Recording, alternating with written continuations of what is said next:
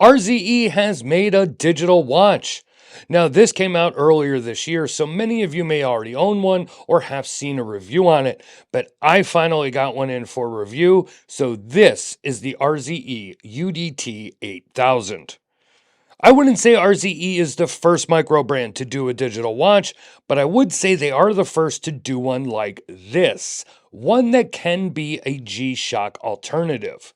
Now, I'll talk more about G-Shock later, as it's impossible to not mention them when reviewing this watch, but I will say it right now.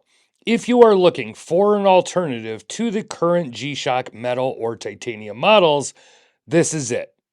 But it's also not. And it's mostly because it's missing a lot of the features the Casio has. What this does have, though, is a grade 2 titanium case with the Ultra Hex hard coating, an optional matching titanium bracelet, and yes, it has a sapphire crystal. There's quite a few color options, and they make both positive and negative display models. The one I have here is just called black positive, but it does have some red, blue, and yellow around the display. They all start at $250 on an awful Velcro strap, and you can upgrade to the titanium bracelet for another $200, so $450 on the bracelet. In this video, I'll talk about why I love it, what can be improved, and why for many it will not be a replacement for a G-Shock. Let's get to it.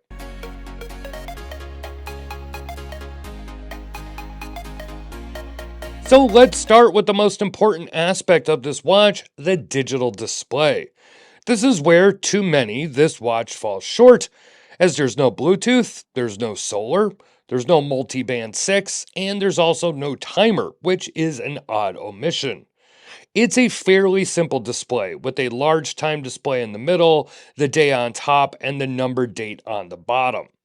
The border around all of it, though, I'm not sure it's needed, and I'm pretty sure we did not need it written out what is the day and date on that border either. I mean, if you can't figure that out, well, I'll just leave that one alone. Now, as I said, there is a positive display as I have here and a negative display, and while I've not seen it in person, I have seen many reports and some videos where the big negative is the display, as it's very dark and very hard to read.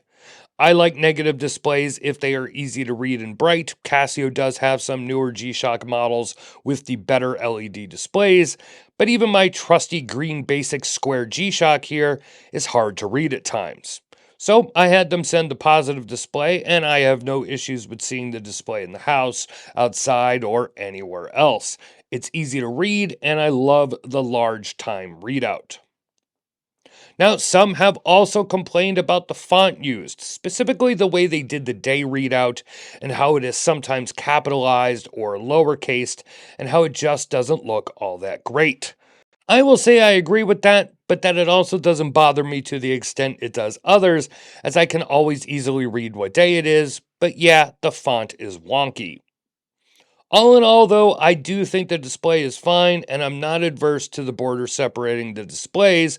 Many G-Shocks have something similar, but the text on it could go, and maybe future iterations can either remove it altogether or modify it to look a little better.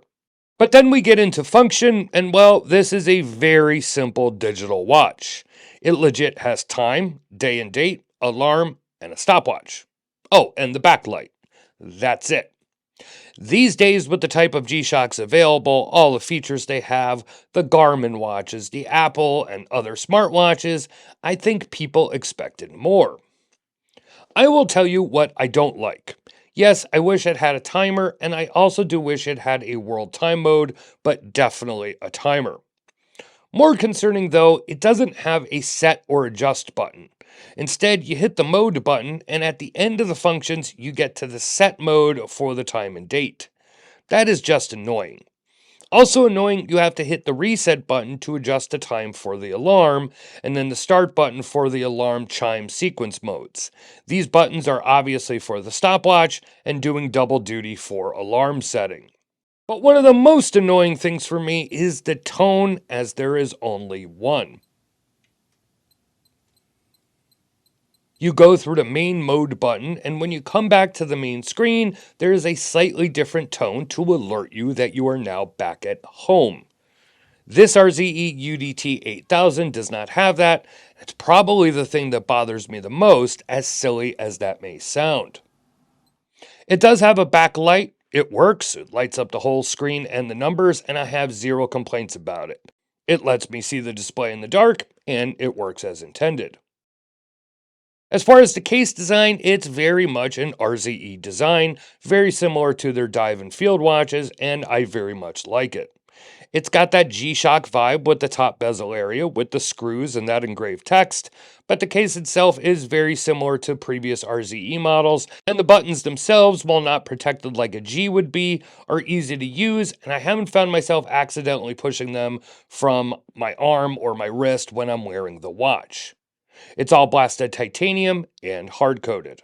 Now, when this watch was first shown off and throughout the pre-order period, RZE and a few channels and some influencers did some toughness tests on this watch and showed it getting run over by a car, I believe, and getting dropped from, quite a few feet, kind of like how Swiss Army did all those tests for marketing the original Inox. It does state shock resistant right on it, and I've not put it through any of those tests. Like I said, they are out there if you want to see how it fares. Now here's a pic of how it's all constructed, showing the shock absorbing holder and everything else. I would say at least in the 2 to 3 weeks I have worn it, it seems like it would hold up like a metal or titanium G-Shock would, but only long-term testing could really determine that.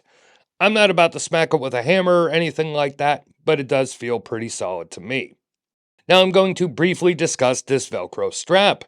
This is the default strap it comes with, and I hate it. Hate it. Hate it. You may like it, and if you do, that's great. I hate the look of it.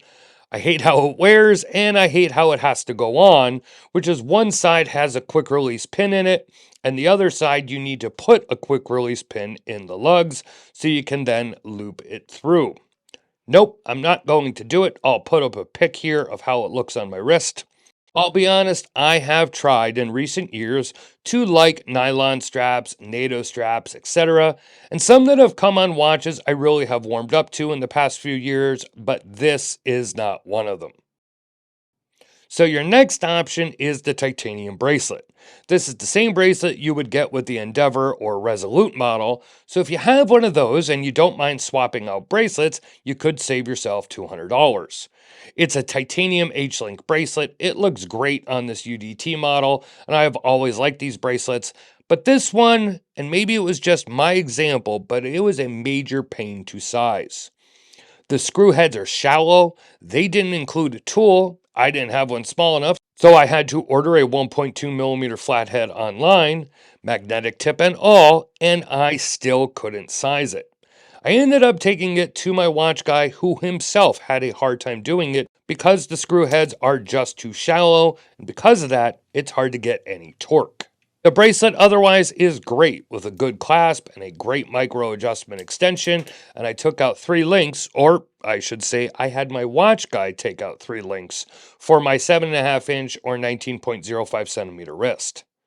I have also been wearing it on one of these Amazon FKM rubber straps, which I really enjoy as it looks good with the red strap, but any 20mm strap would do, even an RZE rubber strap, which in my opinion should be the default strap of these UDT watches.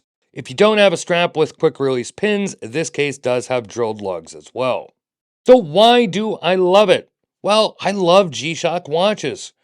For years and years, as a watch guy, as a watch reviewer, I shied away from G-Shocks, thinking I shouldn't wear these, people expect something better on my wrist. Then one day I remembered, I don't care what others think about me at all. Now, generally, if I don't have a review watch on my wrist, it's a G-Shock of some kind. Why?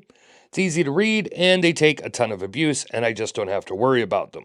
And as much as I love the metal G-Shock square watches and the titanium ones even more, well, the basic ones, they don't have sapphire and are still around that $500 to $600 price they were in 2018. And the titanium ones, while titanium and sapphire, are just crazy overpriced in my opinion.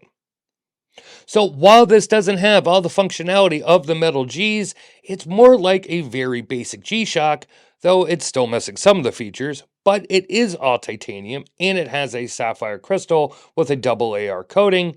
and I dig the rounded and hex looking case.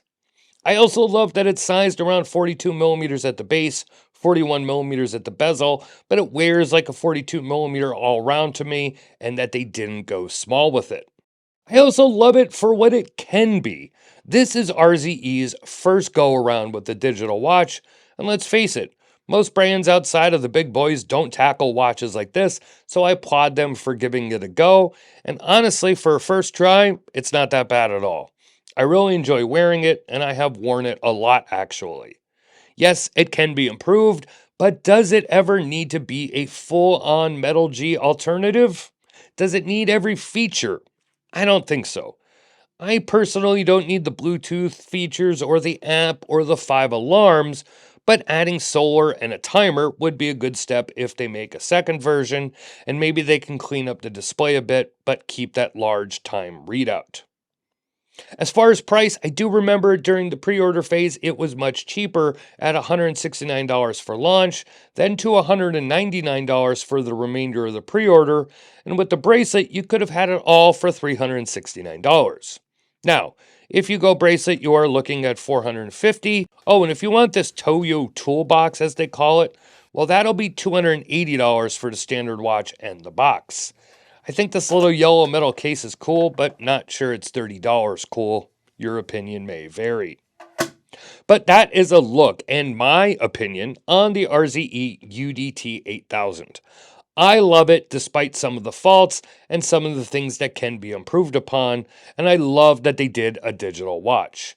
I think it's cool and funky, and I hope they continue to make it and upgrade it through the years, and that it will be an RZE staple model for years to come. What do you think of the RZE UDT8000? I'm sure many of you out there already have one, and if you do, let me know how it has been holding up for you and your thoughts. If you don't have one, does it interest you, or would you prefer a G-Shock? Let me know down in the comments and with any questions you may have. Thanks for watching. Make sure to hit that subscribe and notifications button, and I will see you next time.